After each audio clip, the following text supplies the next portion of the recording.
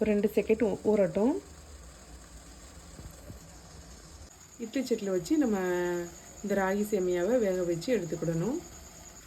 இப்போ வெந்துட்டான்னு நம்ம பார்த்துக்கிடலாம். இப்போ ஆவி வர்றதுனால நல்லா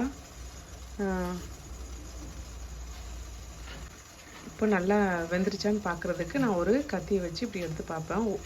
நம்ம வேகலைன்னா வெள்ளை கலரில் இருந்த மாதிரி இருக்கும். நல்லா ஒன்று போல் வெந்து வந்திருக்கனால எல்லாம் ஒரே கலரில் இருக்கிறதுனால இப்போ நான் அடுப்பை ஆஃப் பண்ணிக்கிடுறேன். இதை மறுபடியும் நான் மூடி போட்டு மூடி வச்சுக்கிட போகிறேன். ஏன்னா நம்ம தாளிக்கிற வரைக்கும் அது ட்ரை ஆகிடக்கூடாது. அதனால் தேவையான பொருட்கள் எடுத்து வச்சுருக்கிறேன்.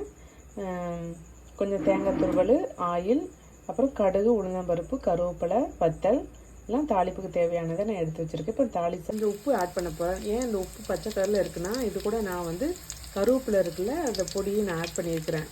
இந்த உப்பு அரைக்கும் போது அது நம்ம ஹெல்த்துக்கு நல்லதுனால நான் அதை அப்படியே ஆட் பண்ணி தான் யூஸ் பண்ணுவேன். முருங்கைக்கீரை பொடியும் கல் உப்பில் முருங்கைக்கீரை போட்டு வறுத்து அதையும் பவுட்ரு பண்ணி அந்த சால்ட்டும் யூஸ் பண்ணுவேன். இது ரெண்டும் மாற்றி மாற்றி தான் நாங்கள் சால்ட்டு யூஸ் பண்ணுவோம்.